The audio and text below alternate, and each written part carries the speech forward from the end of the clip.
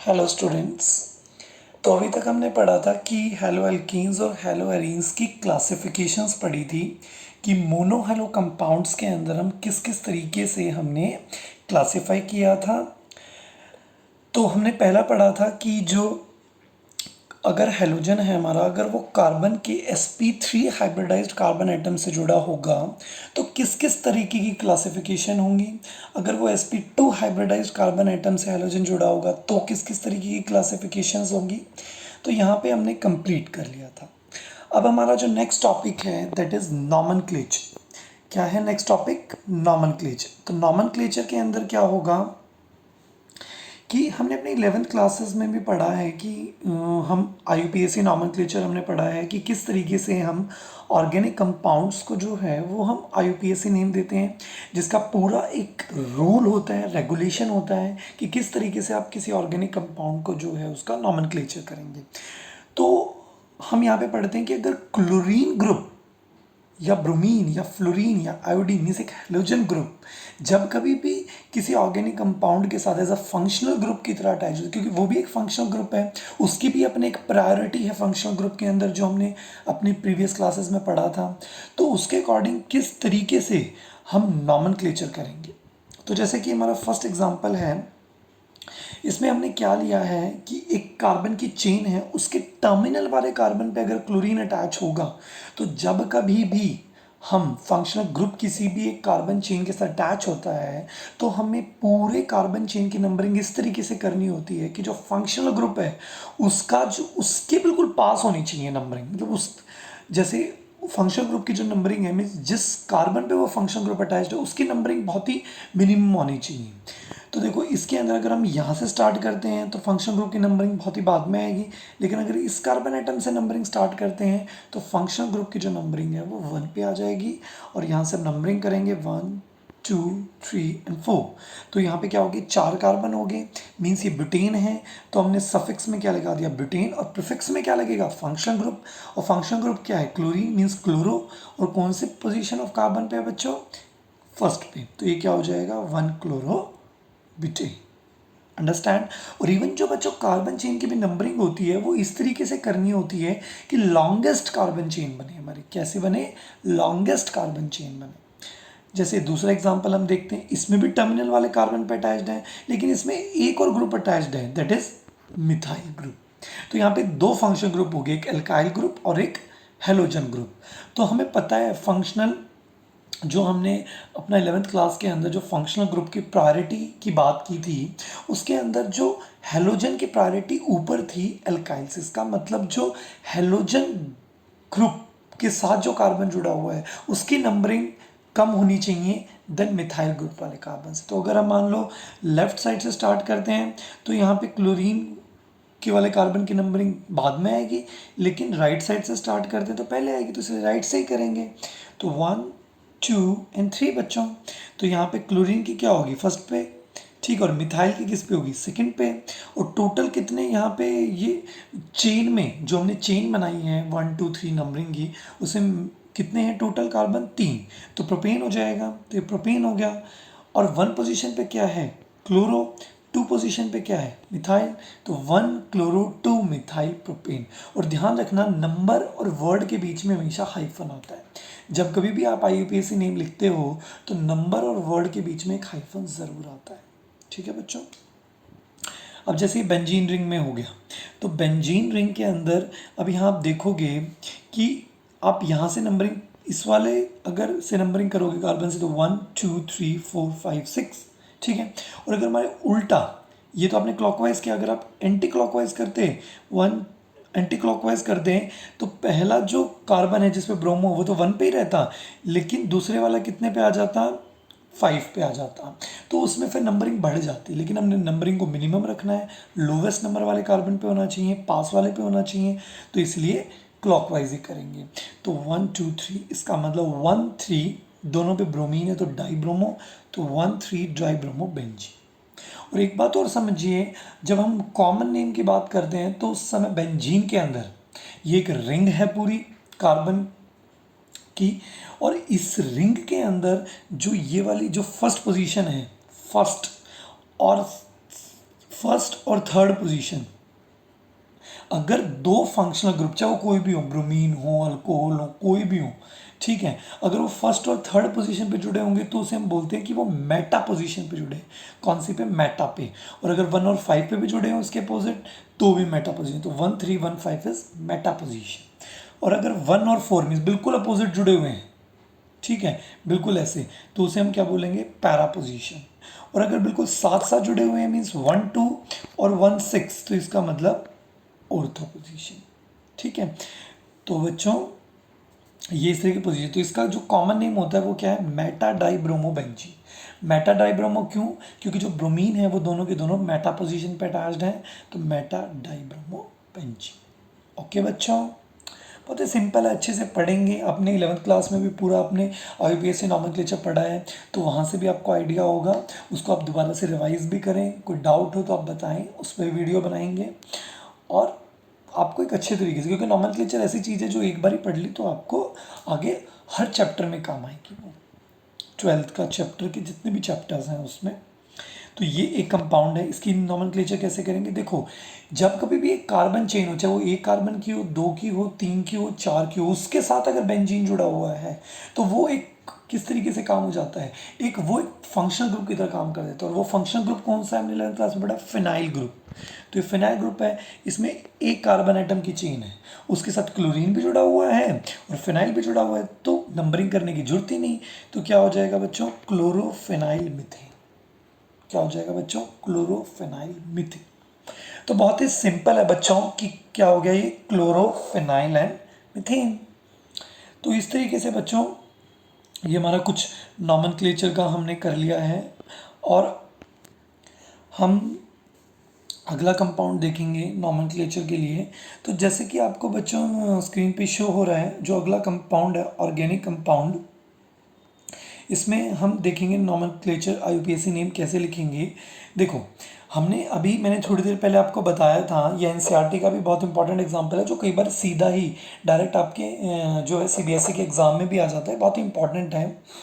तो इसके अंदर क्या है कि मैंने बताया आपको कि लॉन्गेस्ट चेन, कि आपको लॉन्गेस्ट चेन वाला कार्बन देखना है, कि लॉन्गेस्ट चेन वाली कार्बन होनी चाहिए और जिसमें फंक्शनल ग्रुप अटैच्ड हो। ठीक है, मैक्सिमम फंक्शनल ग्रुप हो, लॉन्गेस्ट चेन कार्बन हो।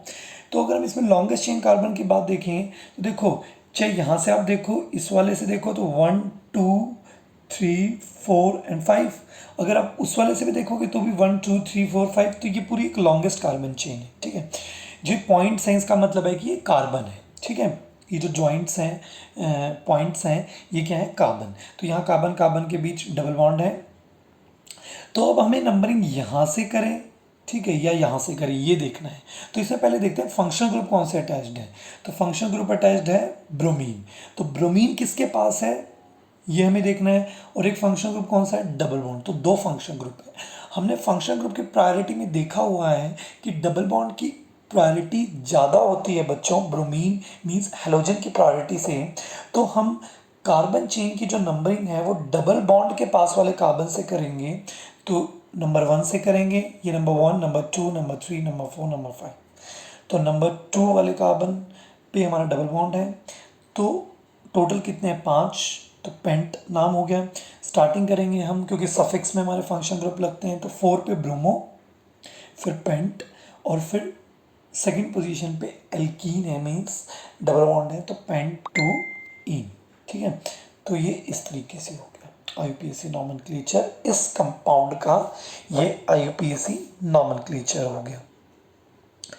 तो अब ये जो हमने नॉमेनक्लेचर पढ़ा, ये आप अच्छे से एक बारी 11th क्लास का भी स्टडी कर लेना, और उसके साथ साथ आप हेलोजन के भी कुछ, हेलो एल्कीन के भी कुछ एग्जांपल और करना, और मुझे बताना अगर आपको कोई दिक्कत आए तो।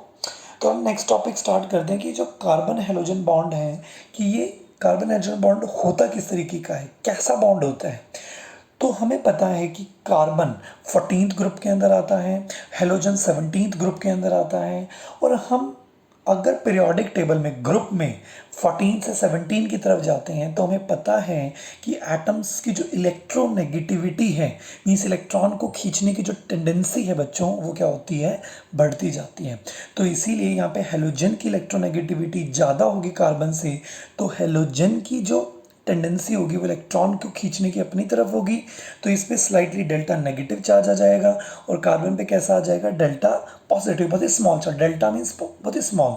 तो ये जो हमारा बॉन्ड हो गया, ये किस तरीके का हो गया बच्चों, पोलर बॉन्ड। ये किस तरीके का बॉन्ड हो गया, पोलर बॉन्ड। क्योंकि यहाँ पे हेलोजन ज़्यादा इलेक्ट्रोनेगेटिव है कार्बन से, तो ये जो बॉन्ड है वो कैसा हो गया, पोलर बॉन्ड हो गया। ओके, अभी हेलोजन फ्लोरीन हो सकता है, क्लोरीन, ब्रोमीन और आयोडीन। हमें पता है कि हम डाउन द ग्रुप जाते हैं फ्लोरीन टू आयोडीन, तो उनका साइज क्या होता है, बढ़ता जाता है। तो अगर इसका साइज बढ़ता जाता है और हमें पता है कि इनकी इलेक्ट्रोनेगेटिविटी क्या होती है, घटती जाती है। क्यों, क्योंकि इलेक्ट्रोनेगेटिविटी जो होती है किसी भी एटम की, वो साइज के साथ डिक्रीज होती है। क्यों होती है, क्योंकि जैसे जैसे हमारा साइज बढ़ता जाएगा तो न्यूक्लियस जिसके अंदर प्रोटॉन्स हैं, पॉजिटिव चार्ज है, और शेल्स जिसके अंदर इलेक्ट्रॉन्स हैं, मतलब जो आउटर मोस्ट इलेक्ट्रॉन होगा उसका, उस आउटर मोस्ट शेल और जो न्यूक्लियस का, आउटर मोस्ट शेल के इलेक्ट्रॉन और न्यूक्लियस का जो आपस में इंट्रैक्शन होगा, आपस में जो बॉन्ड होगा, वो जैसे जैसे साइज बढ़ता जाएगा वैसे वैसे कम होगा। तो इसीलिए जब भी वो इलेक्ट्रॉन लेगा तो जो जो आउटर मोस्ट, जिस भी केस के अंदर आउटर मोस्ट शेल जितनी पास होगी हमारे न्यूक्लियस से, उतना ही ज़्यादा फोर्स ऑफ अट्रैक्शन होगा उस नए इलेक्ट्रॉन का जो उसके पास आएगा। जैसे जैसे साइज बढ़ता जाएगा वैसे वैसे जिस नए इलेक्ट्रॉन को वो अपनी तरफ खींच रहा है उसकी अट्रैक्शन न्यूक्लियस से बहुत ही कम होगी, वो इतना अच्छे से नहीं खींचेगा, तो इसीलिए उसकी इलेक्ट्रोनेगेटिविटी कम होगी। तो electronegativity down the group decrease करती है हेलोजन्स के अंदर, इवन ग्रुप के अंदर भी, किसी भी ग्रुप के अंदर पीरियोडिक टेबल की। तो इसीलिए क्या होगा, जो बॉन्ड लेंथ होगी, क्योंकि आयोडीन का साइज बड़ा है तो carbon halogen bond means iodine का जो बॉन्ड होगा वो ज़्यादा बड़ा होगा CBr का, और फिर CCl फिर CF का सबसे छोटा बॉन्ड लेंथ होगा। डाइपोल मोमेंट का मतलब क्या होता है कि कितना चार्ज होने की टेंडेंसी है, क्योंकि जितनी ज़्यादा इलेक्ट्रोनेगेटिविटी होगी उस एटम की उतना ही ज़्यादा चार्ज डेवलप होगा। तो इसीलिए CF की इलेक्ट्रोनेगेटिविटी ज़्यादा, फिर CCl फिर CBr फिर Ci। तो इस तरीके से हमें समझ में आ गया कि कार्बन और हेलोजन का बॉन्ड किस तरीके का होगा। तो यहाँ पे हमारा कार्बन हेलोजन का बॉन्ड जो है पोलर होगा, और ये हमने इसकी कंप्लीट करेक्टरिस्टिक समझ ली। तो अब सबसे इम्पॉर्टेंट टॉपिक जो ऑर्गेनिक केमिस्ट्री के अंदर होता है कि किसी भी ऑर्गेनिक कंपाउंड जैसे हेलो एल्कीन या हेलो एरीन्स ही हैं, उनकी प्रिपरेशन कैसे करते हैं, क्योंकि प्रिपरेशन से डायरेक्टली क्वेश्चंस आते हैं इवन CBSE में तो, लेकिन हम अपने कॉम्पिटिटिव एग्जाम में चलें तो वहाँ पे इनडायरेक्टली भी क्वेश्चंस बहुत सारे आते हैं कि complete the reaction, what is the product ए। तो इस तरीके से ये मेथड ऑफ प्रिपरेशन समझना बहुत ही ज़्यादा इम्पॉर्टेंट है। तो पहली मेथड ऑफ प्रिपरेशन जो हेलो एल्कीन के बनाने की है, that is from the alcohol, कि एल्कोहल ग्रुप से, कि अगर एल्कोहल ग्रुप होगा तो उससे कैसे बनाएंगे। तो एल्कोहल से हमारा एल्काइल हैलाइड्स बेस्ट प्रिपेयर होता है। क्या प्रिपेयर होता है, alkyl halides, comparatively to halo alkene, जो हेलो एरीन्स, एल्काइल हैलाइड जो होते हैं वो ज़्यादा बेस्ट प्रिपेयर्ड होते हैं। तो इसीलिए हम जो है ये वाला अल्कोहल लेंगे। हमने अल्कोहल ले लिया, और उस अल्कोहल की जब कभी भी हम रिएक्शन कंसनट्रेटेड हैलोजन एसिड से कराएंगे, ये HX क्या है, हैलोजन एसिड, मतलब X कोई भी हैलोजन हो सकता है, और ये HX जैसे HF, HCl, HBr, ये सारे एसिड हैं, और ये हैलोजन के एसिड्स हैं, तो इसलिए हम क्या बोलते हैं, हैलोजन एसिड। तो इस हैलोजन एसिड कंसनट्रेटेड HX की फॉर्म में अगर हम रिएक्शन कराते हैं अल्कोहल की, तो क्या होता है हमारा, ये जो हमारा हैलोजन है वो डायरेक्टली इस अल्कोहल को रिप्लेस करके इस एल्कीन के साथ जुड़ जाता है, इस अल्काइल ग्रुप के साथ जुड़ जाता है और अल्काइल हैलाइड बना देता है, और ये जो H है इस OH के साथ कंबाइन करके वाटर की फॉर्मेशन कर लेता है। तो इसकी रिएक्शन मैकेनिज्म देखते हैं कैसे होगी, जो कि बहुत ही इंपॉर्टेंट होती है किसी भी रिएक्शन को समझने के लिए। तो जैसे ROH है, तो ये अल्कोहल है हमारा, इसमें क्या होगा कि ऑक्सीजन ये अल्काइल ग्रुप में क्या होगा, कार्बन होगा। तो ऑक्सीजन कार्बन से ज़्यादा इलेक्ट्रोनेगेटिव होता है, तो इसकी टेंडेंसी इलेक्ट्रॉन को लेने की होती है, तो ये इलेक्ट्रॉन ऑक्सीजन की तरफ चले जाएंगे। तो इस पे चार्ज कैसा आ जाएगा बच्चों, OH माइनस। और इस पे क्या हो जाएगा, कार्बोकेटाइन बन जाएगा, मीन्स कार्बन पे पॉजिटिव चार्ज आ जाएगा, तो R प्लस बन गया। अब ये हेलोजन एसिड है, हेलोजन एसिड में क्या होता है, हाइड्रोजन रिलीज होता है, तो H प्लस, और हेलोजन पे क्या हो जाएगा, नेगेटिव चार्ज आ जाएगा।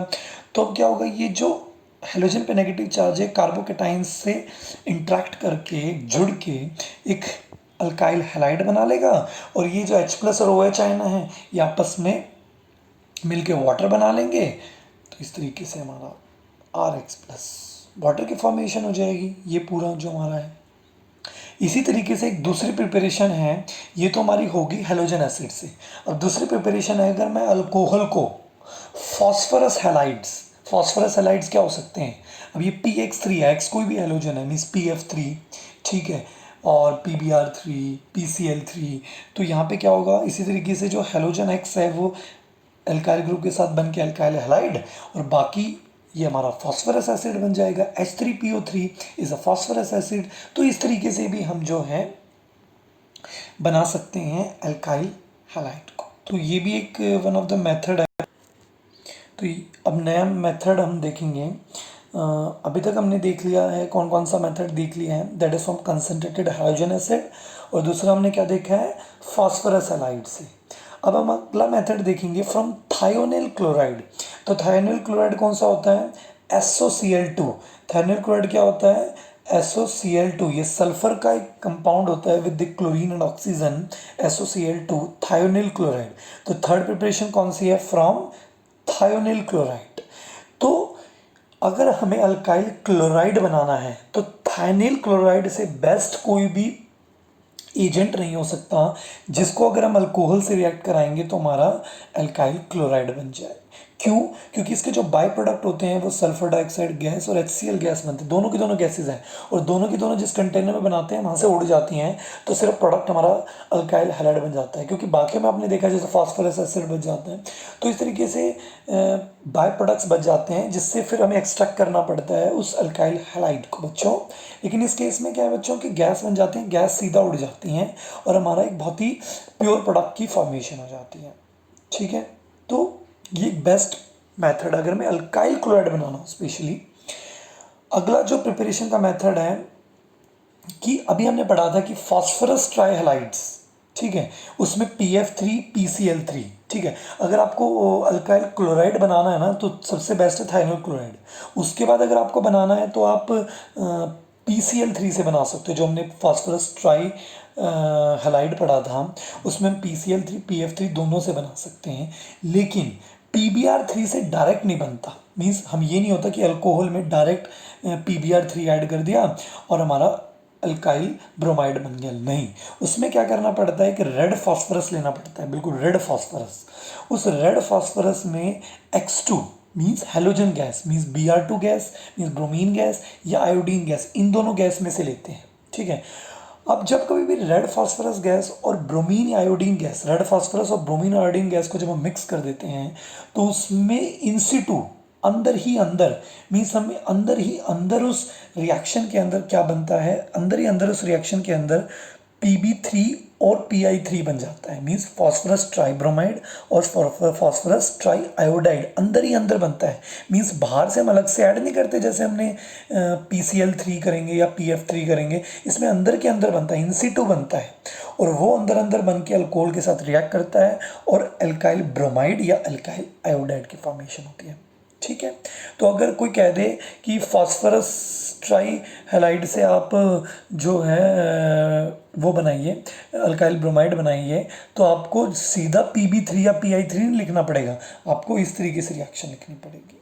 ओके बच्चों, अब हमने पीछे पढ़ा था कि जो अल्कोहल है उसमें जो हम कंसनट्रेटेड हेलोजन एसिड रिएक्ट कराते हैं तो अल्काइल हैलाइड बनता है प्लस वाटर बनता है। तो 1 डिग्री, और इसमें क्या होगा कि 1 डिग्री, ये हमारा, इसको हटाइए, यहाँ से 2 डिग्री और 3 डिग्री हटाइए, यहाँ पे आएगा 1 डिग्री एंड 2 डिग्री। तो 1 डिग्री एंड 2 डिग्री में क्या होगा, 1 डिग्री और 2 डिग्री के अंदर कैटलिस्ट की आवश्यकता होगी, कैटलिस्ट ZnCl2 की प्रेजेंस के अंदर अल्काइल हैलाइड बनेगा। लेकिन अगर 3 डिग्री अल्कोहल होगा जिससे हम 3 डिग्री हैलाइड बनाएंगे तो हमें कैटलिस्ट की कोई ज़रूरत नहीं है, उसमें सीधा शेक करेंगे। शेक किया, सिर्फ अल्कोहल को कंसनट्रेटेड HX से, हेलोजन एसिड से, और डायरेक्टली 3 डिग्री हमारा हैलोजन अल्काइल हैलाइड बन जाएगा। क्यों? क्योंकि जब ये अल्कोहल, मैंने मैकेनिज्म भी बताया था कि ये OH नेगेटिव बन जाता है और ये कार्बन क्या बन जाता है, पॉजिटिव। तो इसका मतलब ये जो कार्बोकेटाइन 3 डिग्री जो कार्बोकेटाइन होता है वो ज़्यादा स्टेबल होता है। हमने अपनी 11th क्लास में पढ़ा है कार्बोकेटाइन क्या होते हैं, कि कार्बन पे जब पॉजिटिव चार्ज होता है तो वो कार्बोकेटाइन हो जाता है। और अगर उस कार्बोकेटाइन के साथ में अगर एक ही कार्बन होगा मीन्स 1 डिग्री होगा वो कार्बोकेटाइन। अगर 2 कार्बन होंगे जैसे ये हैं तो 2 डिग्री, और 3 कार्बन होंगे तो 3 डिग्री। तो 3 डिग्री कार्बोकेटाइन ज़्यादा स्टेबल होता है, ये हमने 11th क्लास में पढ़ा है। क्यों? क्योंकि इसके साथ 3 में अल्काइल ग्रुप अटैच्ड है, और अल्काइल ग्रुप की क्या टेंडेंसी होती है कि वो इलेक्ट्रॉन देने की टेंडेंसी होती है उनकी। तो तीनों जो अल्काइल ग्रुप ऑफ इलेक्ट्रॉन देंगे और इस कार्बोकेटाइन को स्टेबल करने की कोशिश करेंगे। तो जो भी कार्बोकेटाइन जितना ज़्यादा स्टेबल होगा उसकी बनने की टेंडेंसी उतनी होगी।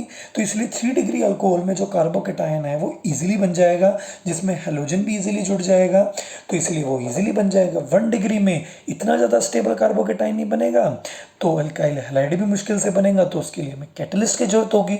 और वो कैटलिस्ट कौन सा है बच्चों, ZnCl2। तो ये हमारा जो है हमने प्रिपरेशन कर ली है, that is from the alcohol से।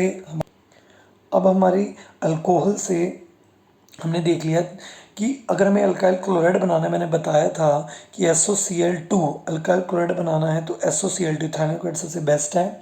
फिर हम फास्फोरस ट्राइक्लोराइड से बना सकते हैं और HCl से बना सकते हैं। अगर हमें अल्काइल ब्रोमाइड बनाना है तो हम क्या करेंगे, जैसे HCl एक हैलोजन एसिड है वैसे ही HBr को हम अल्कोहल के साथ रिएक्ट कराएंगे। इस केस में हमें कांस्टेंट बॉइलिंग करानी पड़ती है। क्या करानी पड़ती है, कांस्टेंट बॉइलिंग करानी पड़ती है। और अगर हमें अल्काइल आयोडाइड बनाना है तो अल्काइल आयोडाइड एक तो मैंने बताया था आपको कि फास्फोरस वाले, रेड फास्फोरस को आयोडीन गैस के साथ जो है डाल के अल्कोहल में हम जो है अल्काइल आयोडाइड भी बना सकते हैं। एक और तरीका है अल्काइल आयोडाइड बनाने का कि सोडियम आयोडाइड या पोटेशियम आयोडाइड को हम अल्कोहल के साथ रिएक्ट कराते हैं in the presence of phosphoric acid, और वो 95% फॉस्फोरिक एसिड लेते हैं। तो क्या होता है कि ये जो आयोडीन है ये इस अल्काइल ग्रुप से अटैच करके अल्काइल आयोडाइड बन जाता है। अगर इसी रिएजेंट के थ्रू मीन्स सोडियम की जो सॉल्ट, सोडियम और पोटेशियम मीन्स सोडियम ब्रोमाइड, अगर हमें ब्रोमीन से भी बनाना है, मतलब अगर अल्काइल ब्रोमाइड बनाना है तो हम इसी तरीके से बना सकते हैं। तो सोडियम आयोडाइड की जगह हम सोडियम ब्रोमाइड ले लेंगे, उसको अल्कोहल के साथ रिएक्ट कराएंगे, लेकिन इसमें H3PO3 की जगह सल्फ्यूरिक एसिड का यूज़ करेंगे और उससे क्या फॉर्मेशन हो जाएगा, अल्काइल ब्रोमाइड, ठीक है, plus water plus NaHSO4 means sodium hydrogen sulphate बन जाएगा। तो यहाँ से अल्काइल ब्रोमाइड बन गया। इसी मेथड से अल्काइल आयोडाइड भी बन जाता है। और अल्काइल ब्रोमाइड आयोडाइड बच्चों एक दूसरे मेथड से बनते हैं ना, किससे, फास्फोरस से, ठीक है, उससे भी बन जाते हैं। तो ये डिफरेंट वेज हो गए जिससे हम अल्काइल क्लोराइड, ब्रोमाइड और आयोडाइड की फॉर्मेशन करते हैं बच्चों। Different alkyl chloride, bromide and iodide की फॉर्मेशन करते हैं। तो ये बच्चों हमने कंप्लीट कर लिया है फ्रॉम अल्कोहल से कैसे प्रिपरेशन करते हैं। तो ये बहुत ही इंटरेस्टिंग था, हमने पूरी मैकेनिज्म देखी कि कैसे कैसे हमारे अल्काइल हैलाइड्स बनते हैं। अब जो नेक्स्ट हम देखेंगे दैट इज़ फ्रॉम हाइड्रोकार्बन्स की, कार्बन और हाइड्रोजन की जो चेन होगी कंपाउंड की, उससे कैसे हमारा अल्काइल हैलाइड बनेगा। तो जैसे ये ब्यूटेन है, ठीक है, 4 कार्बन की चेन है। तो जब कभी भी हम हाइड्रोकार्बन लेते हैं तो हाइड्रोकार्बन, अगर आपको दे दिया कि ये एक हाइड्रोकार्बन है, इससे आप अल्काइल क्लोराइड बनाओ, तो जब कभी भी हाइड्रोकार्बन से हमें अल्काइल हैलाइड बनाना होता है तो हमेशा क्लोरीनेशन मीन्स क्लोरीनेशन, ब्रोमिनेशन इस तरीके से की जाती है। और ये हमेशा फ्री रेडिकल मैकेनिज्म के थ्रू होती है। फ्री रेडिकल मैकेनिज्म अभी बच्चों में समझाऊंगा क्या होता है। और ये जो रिएक्शन होती है वो यूवी लाइट की प्रेजेंस में होती है, क्योंकि यूवी लाइट की प्रेजेंस में ये हमेशा फ्री रेडिकल्स बनते हैं। फ्री रेडिकल्स क्या कैसे बनते हैं, जैसे कार्बन और कार्बन का बॉन्ड है तो ये जो कार्बन और कार्बन का बॉन्ड है, तो इसमें जो 2 इलेक्ट्रॉन है, तो ये जो दोनों कार्बन है वो अपने अपने एक इलेक्ट्रॉन लेके और एक फ्री रेडिकल बना लेते हैं। तो एक यहाँ कार्बन का फ्री रेडिकल बन गया, एक ये कार्बन का फ्री रेडिकल बन गया, ठीक है। तो ये 2 फ्री रेडिकल बन जाते हैं, क्योंकि एक बॉन्ड 2 इलेक्ट्रॉन से बनता है, तो वो एक एक इलेक्ट्रॉन ले लेते हैं और फ्री रेडिकल बना लेते हैं। तो इस तरीके से क्या होगा कि ये जो क्लोरीन होगा वो, अब देखो, या तो इन वाले कार्बन पे जुड़ सकता है या बीच वाले में से किसी पे जुड़ सकता है। तो या तो ये प्रोडक्ट बन सकता है या ये प्रोडक्ट बन सकता है।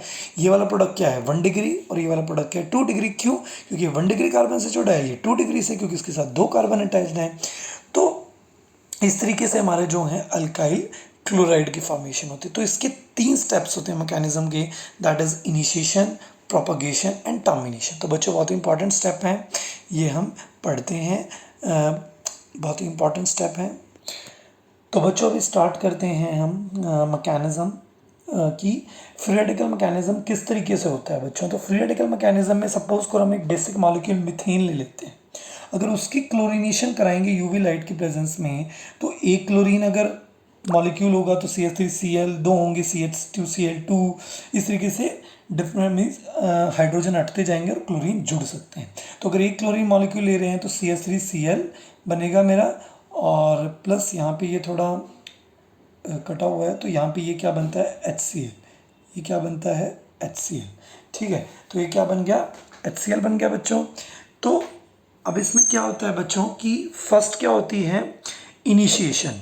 इनिशिएशन तो पहला मैकेनिज्म हमने क्या पढ़ा था, इनिशिएशन। इनिशिएशन के अंदर क्या होता है कि जो क्लोरीन मॉलिक्यूल है वो यूवी लाइट की प्रेजेंस में, सिंस ये एक बॉन्ड 2 इलेक्ट्रॉन से बना हुआ है, तो ये एक इलेक्ट्रॉन ले लेता है क्लोरीन, ये एक इलेक्ट्रॉन ले लेता है, तो क्या होगी, 2 क्लोरीन फ्री रेडिकल की फॉर्मेशन होगी। सेकेंड स्टेप में क्या होता है कि ये जो क्लोरीन फ्री रेडिकल बने हैं ये इस मिथेन के हाइड्रोजन पे, ठीक है, मीथेन की, यहाँ मीथेन है, प्रोपेन भी हो सकता है, उसके हाइड्रोजन पे रिएक्ट कर सकता है।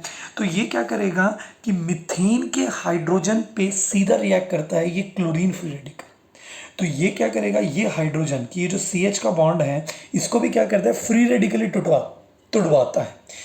क्या करता है, फ्री रेडिकली ब्रेक करवाता है कि ये जो बॉन्ड है इसका एक इलेक्ट्रॉन इस कार्बन ने ले लिया, एक बॉन्ड हाइड्रोजन ने ले लिया, तो जो हाइड्रोजन फ्री रेडिकल बना ये इस क्लोरीन फ्री रेडिकल के साथ कंबाइन करके बच्चों, ये क्लोरीन फ्री रेडिकल के साथ कंबाइन करके HCl की फॉर्मेशन कर लेता है, और ये जो CH3 फ्री रेडिकल है वो बच जाता है। ये CH3 फ्री रेडिकल एक और क्लोरीन फ्री रेडिकल के साथ कंबाइन करके CH3Cl की फॉर्मेशन कर लेता है। तो प्रोपगेशन के अंदर बच्चों 2 स्टेप है, तो एक इनिशिएशन फिर प्रोपगेशन। प्रोपगेशन के अंदर 2 स्टेप हैं।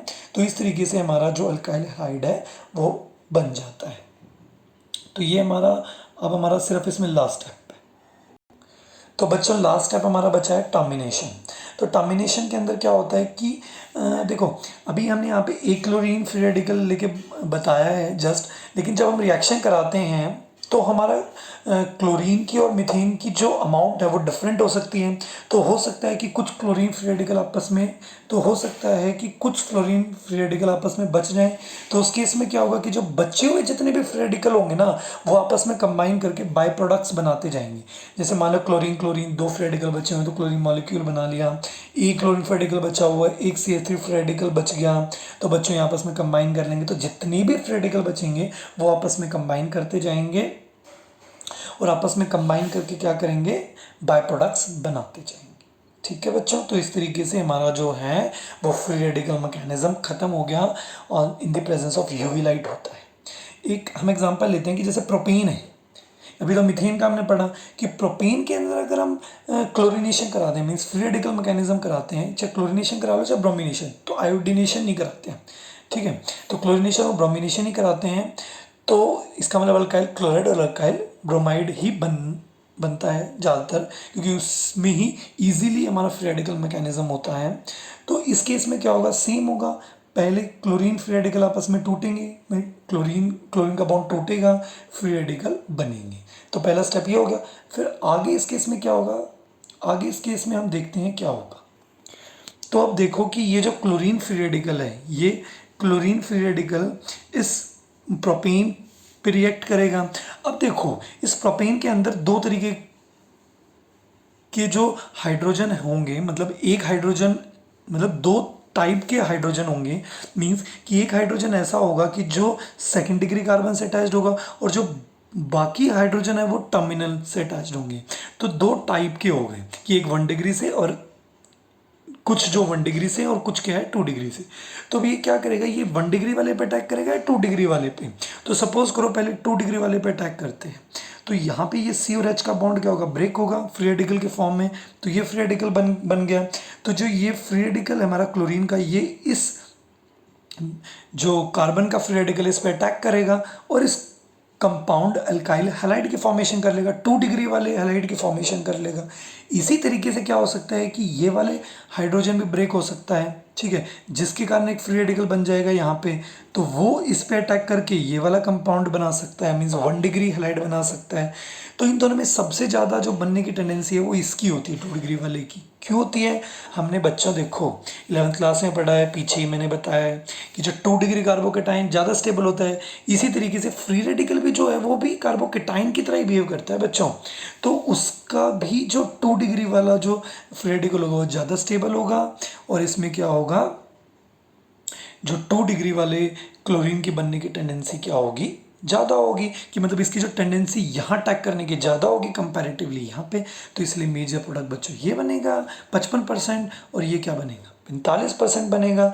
तो इस तरीके से जो है हमारा जो 2 डिग्री फ्री रेडिकल ज़्यादा स्टेबल होता है, इसीलिए इस केस के अंदर 2 डिग्री हमारा एल्काइल हैलाइड बन जाता है बच्चों। तो कभी भी जब हमारे प्रिपरेशन की रिएक्शन जैसे सीबीएसई में आए कि बोले कि 2 डिग्री एल्काइल हैलाइड बनाओ, तो इस तरीके से बना सकते हैं, क्योंकि अल्कोहल से 2 डिग्री वाला बना सकते हैं हम, 2 डिग्री वाला अल्कोहल से ही बना सकते हैं। लेकिन अगर 2 डिग्री वाला स्पेसिफिकली बोला जाए तो हम इससे भी बना सकते हैं, ठीक है, क्योंकि इसके अंदर क्या होगा कि 2 डिग्री वाला जो मेजर प्रोडक्ट होगा, ठीक है, तो 1 डिग्री 2 डिग्री 3 डिग्री उससे भी बना सकते हैं। तो ये भी एक तरीका हो गया हमारा एल्काइल हैलाइड के बनने का, that is free radical mechanism. तो यहाँ पे बच्चों हमारा ये दोनों प्रिपरेशन खत्म हो गया। अब नेक्स्ट हम नेक्स्ट वीडियो में देखेंगे। तब तक के लिए गुड बाय।